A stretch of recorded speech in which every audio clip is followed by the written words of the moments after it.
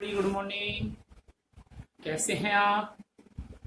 आइए, आज हिंदी व्याकरण में क्रियापद पढ़ने जा रहे हैं। परिभाषा क्रिया की, वाक्य में प्रयुक्त जिन शब्दों से कार्य का होना, करना या कराना पाया जाता है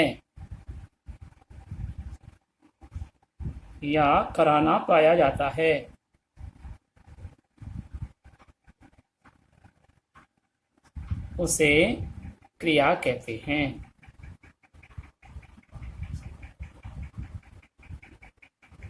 रिपीट कर रहा हूं एक बार। वाक्य में प्रयुक्त जिन शब्दों से कार्य का होना, करना या कराना पाया जाता है उसे क्रिया कहते हैं। ठीक है। क्रिया के भेद। क्रिया कितने प्रकार की होती है, मतलब क्रिया के भेद। क्रिया के निम्न 4 भेद होते हैं। क्रिया के निम्न 4 भेद होते हैं। अब देखिए, यहाँ पर आपको भेदों के बारे में 2 प्रकार के भेद बताए जाते हैं, कई 3 प्रकार के भेद बताते हैं, लेकिन व्याकरण की दृष्टि से क्रिया के निम्न 4 भेद होते हैं। 2 प्रकार के भेदों में कर्म के आधार पर भेद बता देते हैं, अर्थ और प्रयोग के आधार पर भेद बता देते हैं। लेकिन हम व्याकरण की दृष्टि से यदि पढ़ेंगे तो क्रिया के 4 ही भेद होते हैं। देखिए कौन कौन से हैं। क्रिया के निम्न 4 भेद होते हैं। नंबर 1, यक्के, कर्म के आधार पर क्रिया भेद। कर्म के आधार पर क्रिया भेद। खे, प्रयोग व रचना के आधार पर क्रिया भेद।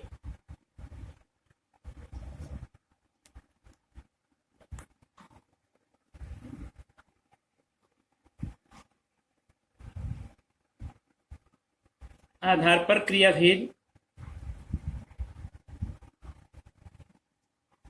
और गे, अर्थ के आधार पर क्रिया भेद।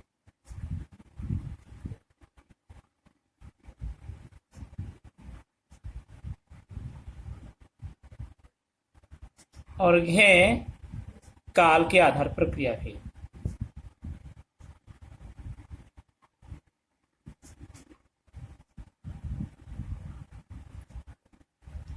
एक बार दोबारा मैं रिपीट कर रहा हूं,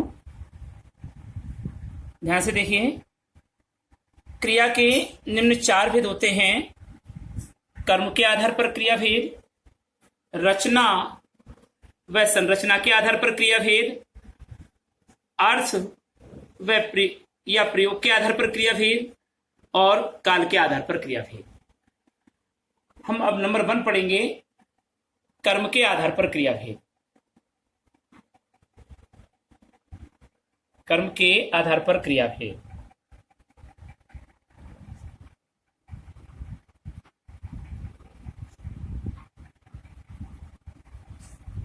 यानी कर्म के आधार पर क्रिया को कितने भागों में विभाजित किया गया है।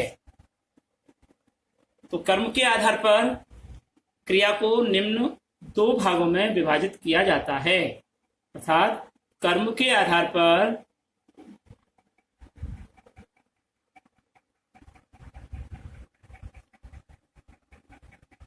क्रिया के निम्न 2 भेद होते हैं।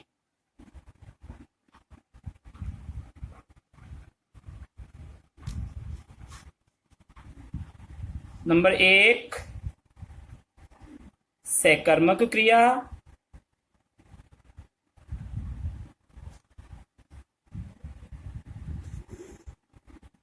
नंबर 2, अकर्मक क्रिया। चूंकि नाम से ही पता चल रहा है, सकर्मक क्रिया स यानी सहित कर्म के, अर्थात कर्म से युक्त जो क्रिया होती है वहां सकर्मक क्रिया का तात्पर्य होता है। परिभाषा अलग है, ये तो मैं समझाने का टॉपिक बता रहा हूँ। अकर्मक जिसमें कर्म का प्रयोग नहीं किया जाता है उसे अकर्मक क्रिया कहते हैं। तो यहां पर हम लिखेंगे सकर्मक क्रिया के बारे में।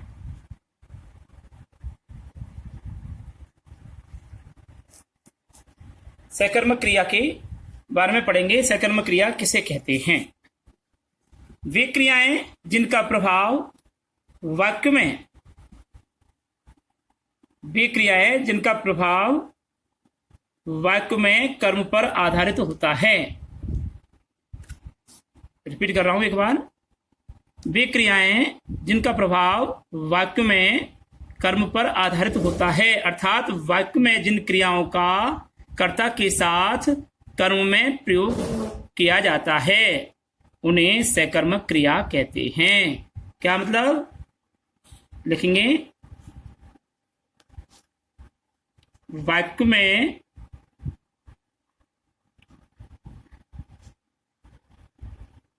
प्रयुक्त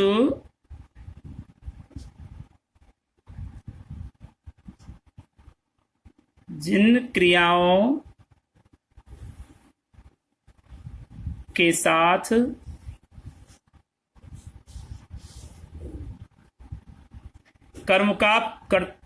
जिन क्रियाओं के साथ कर्म का प्रयोग किया जाता है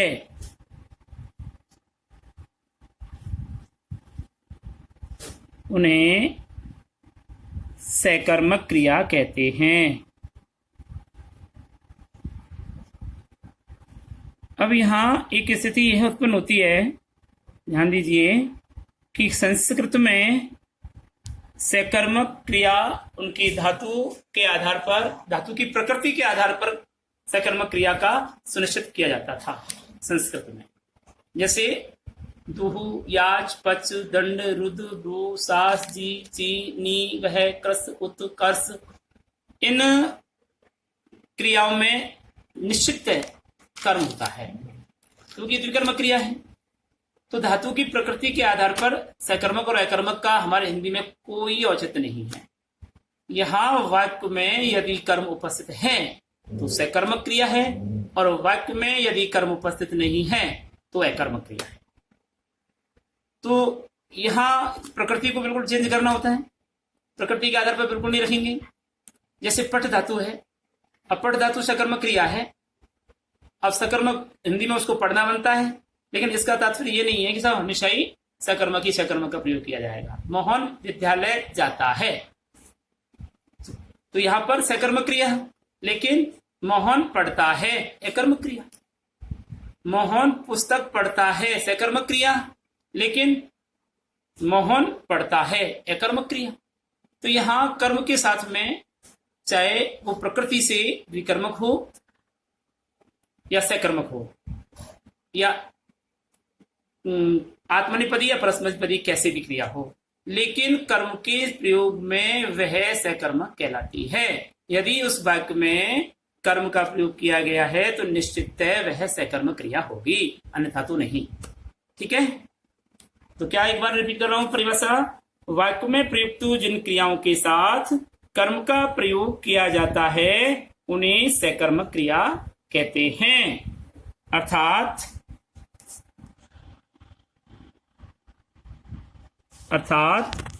वह क्रिया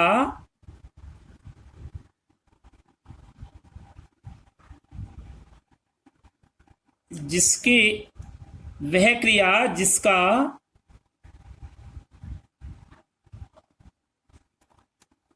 प्रभाव सीधा सीधा कर्म पर पड़ता है।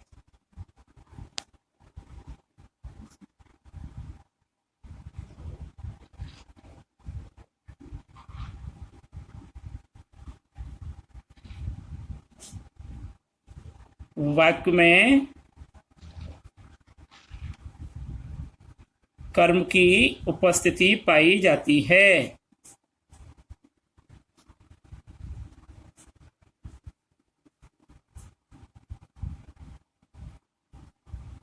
उसे सकर्मक क्रिया कहते हैं। उसे सकर्मक क्रिया कहते हैं। यानी वह क्रिया जिसका प्रभाव सीधा सीधा कर्म पर पड़ता है और वाक्य में कर्म की उपस्थिति पाई जाती है, उसे सकर्मक क्रिया कहते हैं।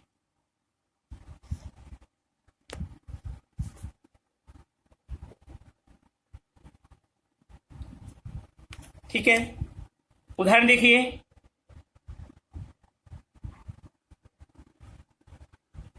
उदाहरण,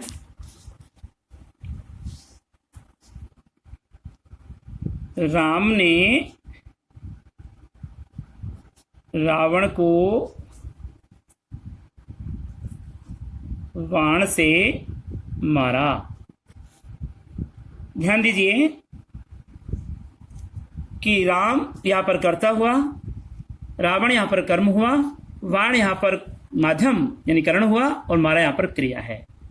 अगर वाक्य ये भी होता कि राम ने रावण को मारा तो भी सही था, क्योंकि कर्म को कारक चिन्ह कर्म का प्रतीक होता है, ने कारक चिन्ह कर्ता का प्रतीक होता है, से कारक चिन्ह यहाँ पर माध्यम से युक्त है यानी से द्वारा बाण के द्वारा।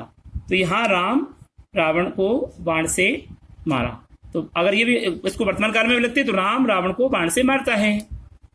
एक कंडीशन एक उत्पन्न होती है यहाँ पर कि साहब हमको परिभाषा याद नहीं है और वाक्य में को कारक चिन्ह भी नहीं दिया हुआ है, तो ऐसी कंडीशन में हम कर्म को कैसे पहचानेंगे? हमको परिभाषा भी याद नहीं है और वाक्य में को कारक चिन्ह भी नहीं दिया हुआ है, तो ऐसी कंडीशन में हम कर्म को कैसे पहचानेंगे कि यह क्रिया सकर्मक है या नहीं है, वाक्य में कर्म उपस्थित है या नहीं है? तो ऐसी स्थिति को प्रकट करने के लिए हम क्या करते हैं कि वाक्य कैसे कोई से भी काल में हो, चाहे भूतकाल में हो चाहे वर्तमान काल में हो, राम रावण को बाण से मारता है। ठीक है, चाहे वर्तमान काल में हो चाहे भूतकाल में हो, वाक्य हम वाक्य की क्रिया को वर्तमान काल में परिवर्तित कर देते। हमने अभी आपको सकर्मक क्रिया के बारे में बताया और बताया था कि वर्तमान काल की क्रिया के साथ यदि हम प्रश्न करते हैं, कर्म को ढूंढने के लिए प्रश्न करते हैं किसको, चाहे वाक्य में प्रयुक्त क्रिया भूतकाल की है चाहे वाक्य में प्रयुक्त क्रिया वर्तमान काल की है, तो हम उसको चेंज करते हैं। चाहे भूतकाल की है तो उसको वर्तमान काल में बदलते हैं और वर्तमान काल की है तो ऑलरेडी वर्तमान काल में रखते हैं और वर्तमान काल की क्रिया के साथ प्रश्न करते हैं किसको। क्या प्रश्न करते हैं? किसको। इसका जो भी उत्तर आएगा वह हमारा कर्म होगा और यदि इसका कोई उत्तर नहीं मिलता है तो वहां कर्म की उपस्थिति होगी, अनुपस्थिति होगी, वहां यानी कर्म नहीं होगा। ठीक है, दोबारा रिपीट कर रहा हूं। वर्तमान काल की क्रिया के साथ में कर्म को ढूंढने के लिए प्रश्न करते हैं किसको। इसका जो भी आंसर आएगा वह हमारा कर्म होगा और यदि इसका उत्तर नहीं मिलता है तो वहां पर अकर्मक क्रिया होती है, अर्थात वहां अकर्म होगा, वहां कर्म नहीं है। तो आइए हम उदाहरण के माध्यम से स्पष्ट करते हैं। उदाहरण देखिए, राम ने रावण मारा, यह भूतकाल की क्रिया है। दूसरा उदाहरण है, हमने एक सांप देखा, यह भी भूतकाल की क्रिया है। लता गीत गाती है, यह वर्तमान काल की क्रिया है। अब तीनों वाक्यों में हमको सकर्मक और अकर्मक ढूंढना है। ठीक है, हम देखते हैं मारा, इसको वर्तमान काल में परिवर्तित करते हैं, मारता है। किसको मारता है? किसको मारता है? इसका जो भी आंसर आएगा प्रश्न करेंगे किसको मारता है।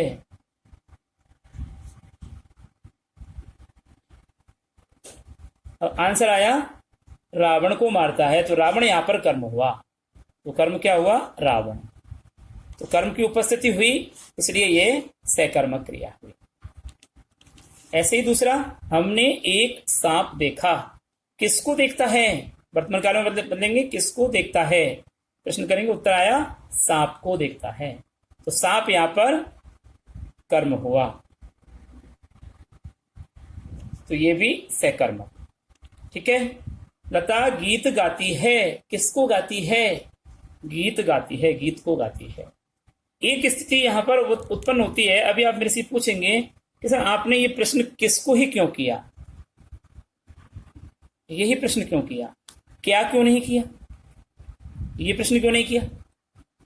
आपके पास उसमें मिल जाएगा कि कर्म को ढूंढने के लिए क्या प्रश्न करते हैं, और क्या प्रश्न करते हैं तो उसका जो भी उत्तर आता है वह कर्म होता है। ठीक है। लेकिन यहाँ कंडीशन ये नहीं आती है। अब हमने, आप चलो मान लेते हैं, आपके अनुसार हमने मान लिया, पासबुक के अनुसार हमने मान लिया कि क्या करते हैं।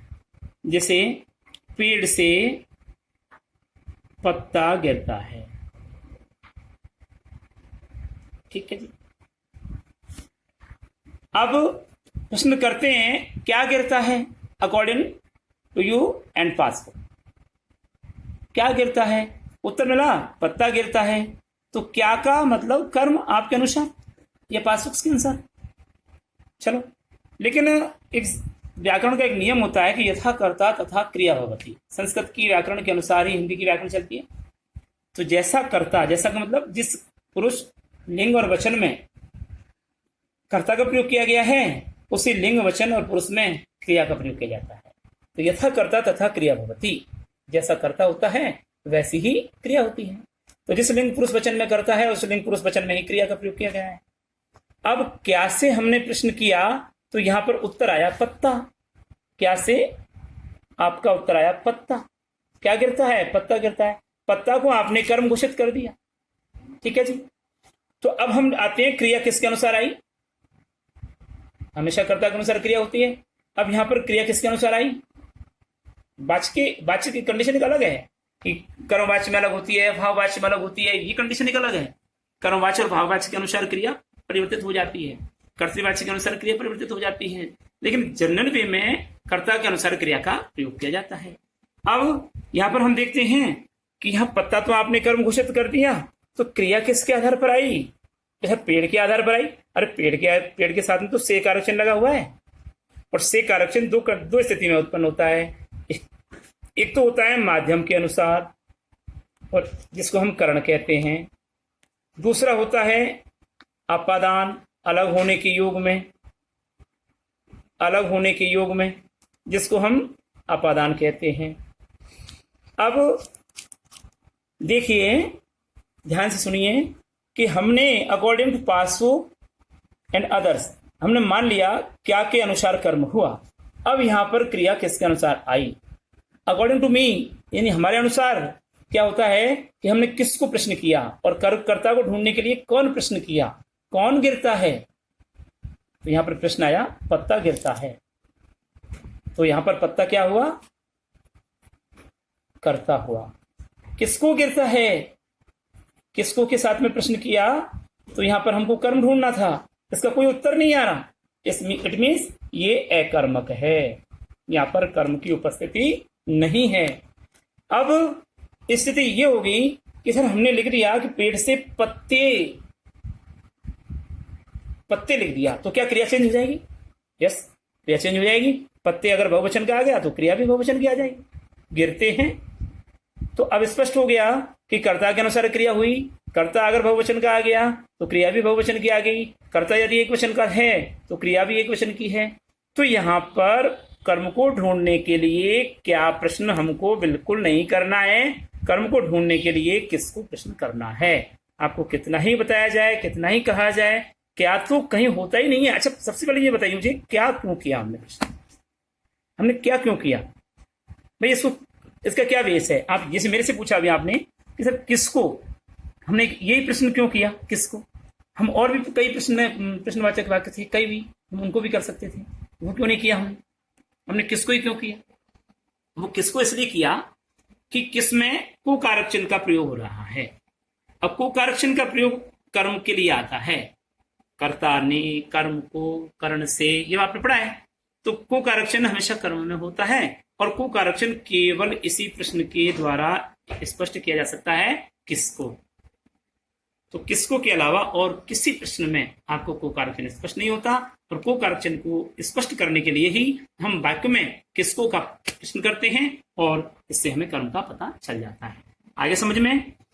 इसी प्रकार हमने देखा लता गीत गाती है, किसको गाती है? गीत को गाती है। कर्म कारक सांप को देखा, कर्म कारक रावण को मारता है, कर्म कारक। तो यानी कर्म कारक को ढूंढने के लिए, पहचान करने के लिए वाक्य को वर्तमान काल की क्रिया में परिवर्तन करके और प्रश्न करते हैं किसको। इसका जो उत्तर आता है वह हमारा कर्म होगा, उत्तर नहीं आता है तो अकर्म होगा। ठीक है। अब आइए अगले सिस्टम पर। कर्म सकर्म क्रिया के कितने भेद होते हैं? सकर्म क्रिया के निम्न 3 भेद होते हैं: पूर्ण एक कर्म क्रिया, पूर्ण द्विकर्म क्रिया, अपूर्ण सकर्म क्रिया। पूर्ण एक कर्म क्रिया को हम पूर्ण सकर्म क्रिया भी कह सकते हैं। तो आइए हम पढ़ते हैं पूर्ण एक कर्म क्रिया। पूर्ण एक कर्म क्रिया किसे कहते हैं? जिन वाक्यों में क्रिया के साथ उसका एक ही कर्म होता है उसे पूर्ण सकर्म क्रिया कहते हैं। जिन वाक्यों में क्रिया के साथ उसका एक ही कर्म प्रयुक्त होता है उसे पूर्ण अकर्म क्रिया कहते हैं। तो लिखिए, जिन वाक्यों में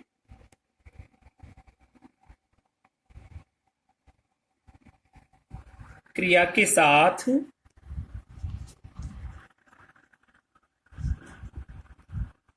उसका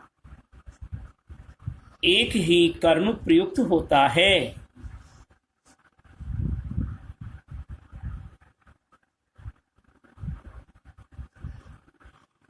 तो उसे पूर्ण एक कर्मक क्रिया कहते हैं।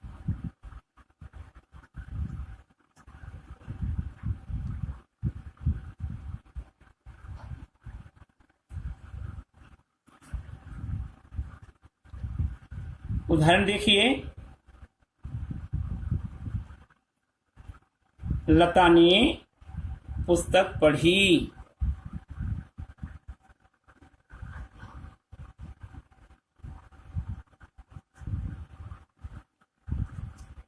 एक कर्म की उपस्थिति होगी।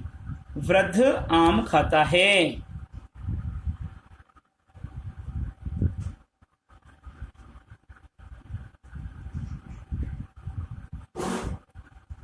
वही कंडीशन आ गई, किसको पढ़ता है?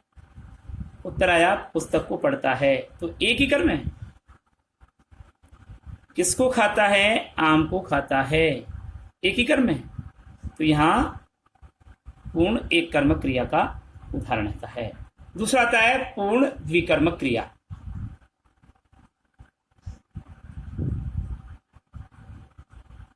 पूर्ण द्विकर्मक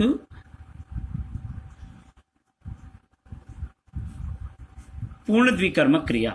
जिन वाक्यों में क्रिया के साथ उसके दो कर्म होते हैं, जिन वाक्यों में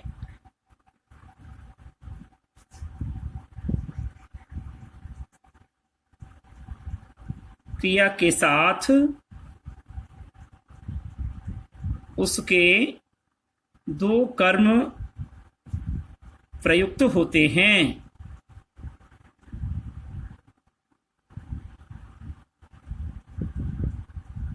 तथा दोनों के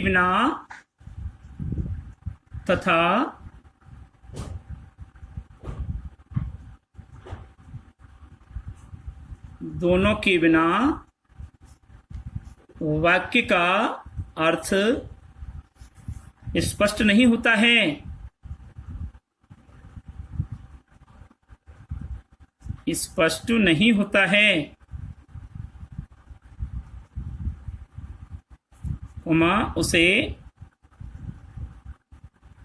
उसे पूर्ण द्विकर्मक या द्विकर्मक क्रिया कहते हैं।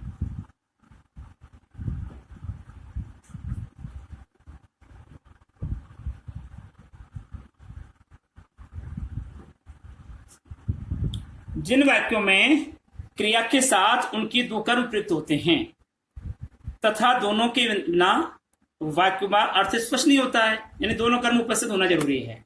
एक भी कर्म अगर उसमें से हटा लेते हैं तो वाक्य का अर्थ स्पष्ट नहीं होता है। जैसे संस्कृत में आया द्विकर्मक धातुओं के साथ में द्वि, आज, पच, दंड, रुद्र, ब्रू आदि मैंने बताया पहले, तो वो इधर भी है, यानी उन्होंने द्विकर्मक धातु कहते हैं। तो यहाँ वाक्य में दो कर्म जहां उपस्थित होंगे निश्चित रूप से उसे द्विकर्मक क्रिया कहते हैं। और यदि एक भी कर्म वहां उस वाक्य में से हटा लिया जाता है तो वाक्य का अर्थ स्पष्ट नहीं होता है। परिभाषा क्या हो गई? जिन वाक्यों में क्रिया के साथ उनकी दो कर्म प्रयुक्त होते हैं तथा दोनों के बिना वाक्य का अर्थ स्पष्ट नहीं होता है उसे पूर्ण द्विकर्मक या द्विकर्मक क्रिया कहते हैं। उदाहरण देखिए, अध्यापक छात्रों को हिंदी पढ़ाता है।